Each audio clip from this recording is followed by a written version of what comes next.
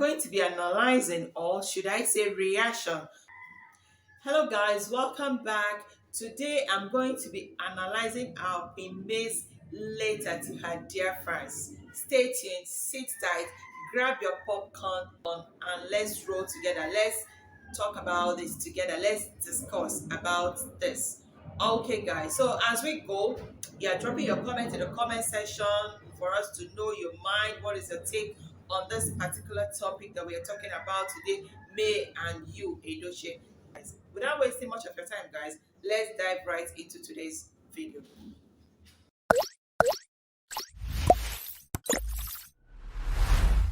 You're welcome back, guys. So,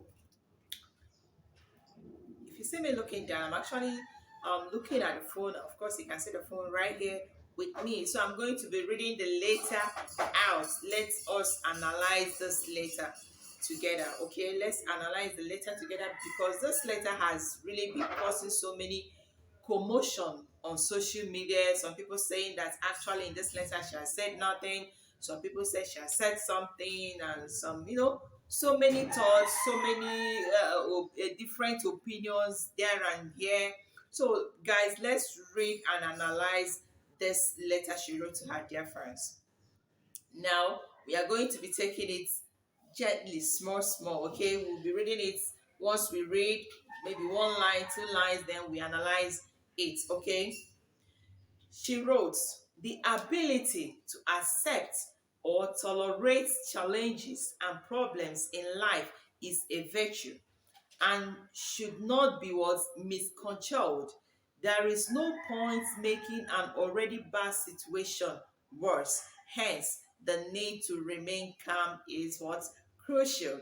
Now, guys, if you look at this particular paragraph, what she's talking about here is just that she has been able to tolerate everything that Yul Edochie has been doing all this while with Judy Austin.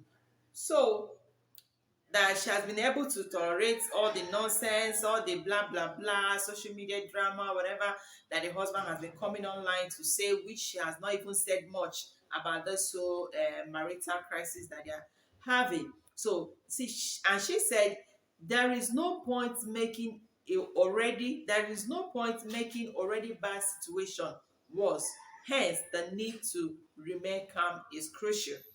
And this is what she has been doing. She's indirectly telling us the things she has been doing here. She has been tolerant. She has been tolerating her husband, and she has been calm. She has not said anything. She has not even been like, she has not come out to really tell us, okay, this is what my husband did to me. This is the problem we have been having in our family. That is why my husband wants to marry another wife, or this is what I did. This is what I did not do. Nothing. She's been calm. And she is telling us here that there is that hence the need to remain calm is crucial, which she has been doing, which is what she has been doing. This is what she has been doing. She has remained calm since this marital crisis started. She has been calm. Now let's go to the next paragraph. I understand that we all have our weaknesses and limitations as humans, and I personally believe everyone deserves an opportunity to make things right when they stray. Forgiveness is what? Divine. In this particular paragraph now, what she's trying to talk about here is that we all have our weaknesses. Of course, she has her own, her husband has her own, Judy Austin has her own too, right? We all have our own weaknesses, which is, she's telling us that her husband's weakness is marrying a second wife, or women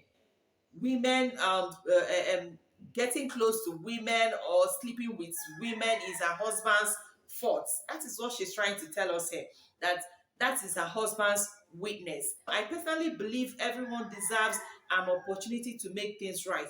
She is saying that even though that the husband has what?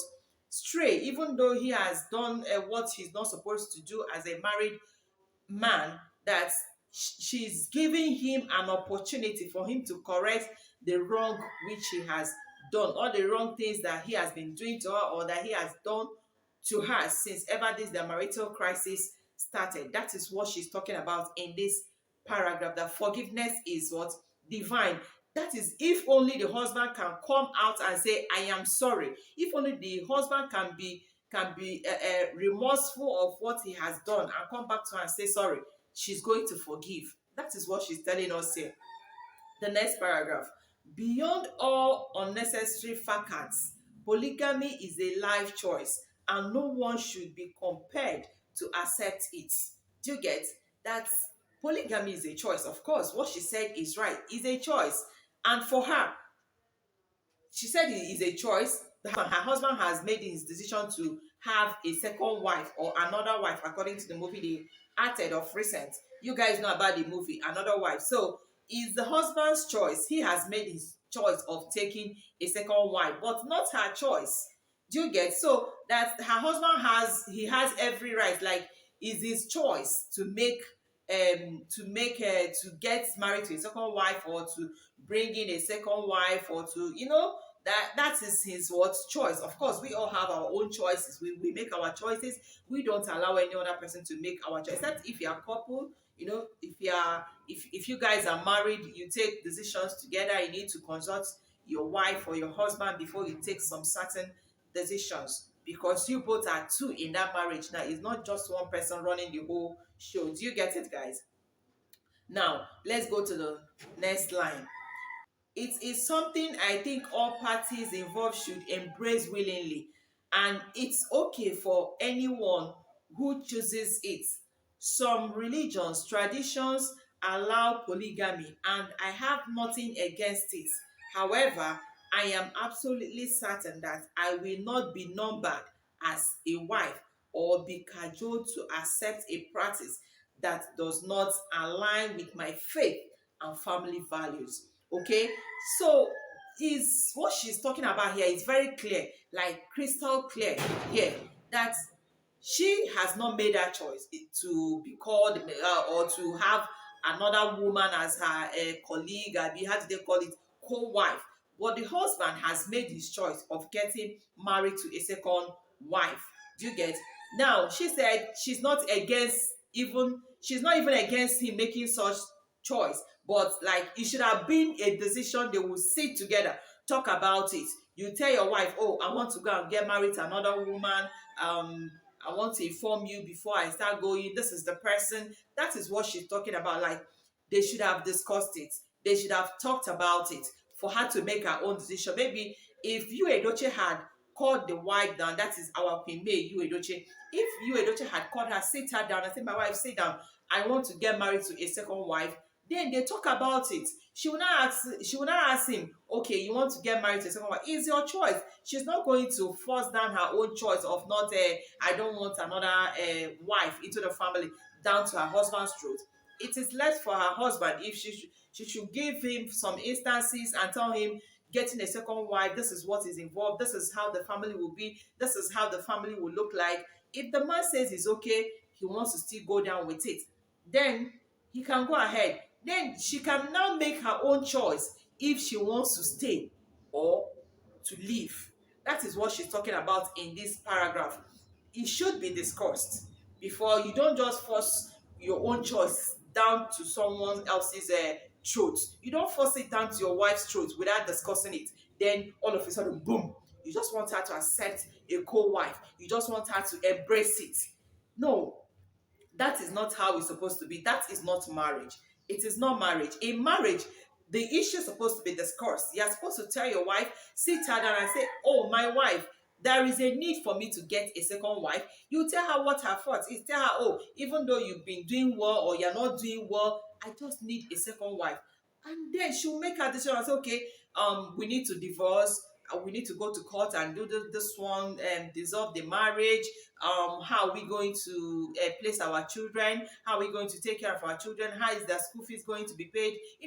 They talk things over. That is what she meant here, that it shouldn't be forced down to anybody. It's something that people should embrace willingly. It should be discussed. All parties involved should sit down and discuss it. And another mistake that Yul Edochie made was, when Judy Austin was pregnant, he should have informed the wife. The wife should have been on the know of her pregnancy to know if actually she wants it or not. Not just from social media and someone will start showing you, is this not your husband? Look at he has a son from another woman. He has a son from another woman. Look at the woman that just gave birth to you start hearing things. Meanwhile, this is the man you woke up from the same bed with, and he said nothing to you about another woman being pregnant for him. He said nothing about, oh, another woman has given birth somewhere for me. He said nothing. Only for you to wake up in the morning and then social media, boom, is pumping out everywhere. Boom, boom, everywhere, all over social media, and people are showing it to you. Your family members are calling you, what is happening? I saw your husband displaying a particular son on social media from another woman, and you are dumbfounded, and you're like, no, it's not my husband. Do you get? We women, we have a way of defending our husband. We'll be telling people that people will tell us, okay, this is what your husband is. You will defend him, of course. You say, no, it's not my husband. My husband cannot do such. It's not him. And she will be busy defending a man who has actually done the do. Seriously, she will be busy. Like, it seems like when somebody is like, when she's defending the husband, won't it look like she's fooling herself? Something that is obvious, and he has saying, no, no, no, this can't be true. It's not my husband. No, this woman is lying. It can't be true. And all of a sudden, your husband comes up on social media and say, yes, he's my son. It is time for everyone to get to know my son.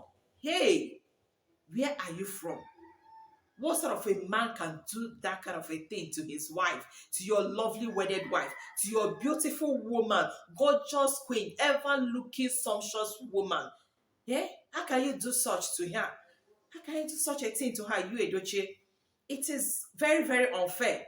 It should have been discussed. Will you both, like, you should have called the two women together. You yourself, you sit down, and you guys sit down and discuss it. Let her make her own decision. You don't force your decision of polygamy down to her throat. That's not what she wants. You don't do it.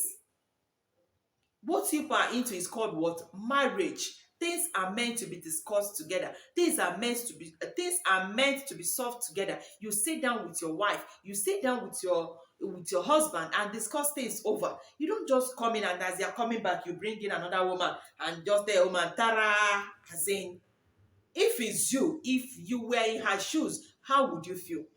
That thing, that when you do it to yourself, it will pain you. Then don't do it to another person.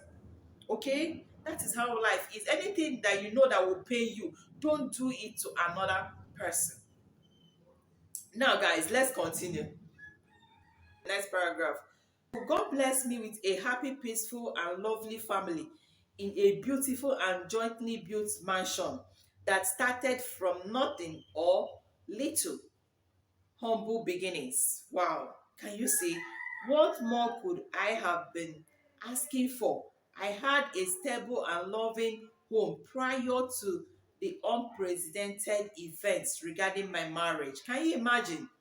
She had a wonderful family, lovely family with 4 kids. What else is this man looking for? What else is he looking for? And they have only just a daughter. The three of her children, they are all boys. I thought in Africa they say when a woman has more than one male child or two, like everything is okay for her. She's stable. Nothing is moving her. Nothing is shaking her. Her marriage is intact. Nothing is going to happen to them. But what happened here? That is what we should ask. What is happening here? After giving you 4 kids, 3 boys and a girl, yet you are looking for another one outside. That is very, very unfair. Excuse me, guys. Life is made up of an infinite amount of choices. Most decisions might be tough to make, but whenever we confront our options with courage and confidence, we should equally be open to the paths. Whenever you make a decision, you've made your decision, and you still want, that is like eating your cake and having it. You've eaten your cake and you still want to have it. That is what Yul Edochie is doing here. He has eaten his cake and he still wants to have it. You married Judy Austin, and you still want to keep our Queen May by your side. You still want her to be there answering your wife. You still want her to bear that your name. You still want her to be there, calling you as she's still my wife. Oh, I'm here to support her. Anything where she don't promise or that say she go do. we go double am. Like, what do you mean? What are you trying to say? What are you doubling? What are you doubling?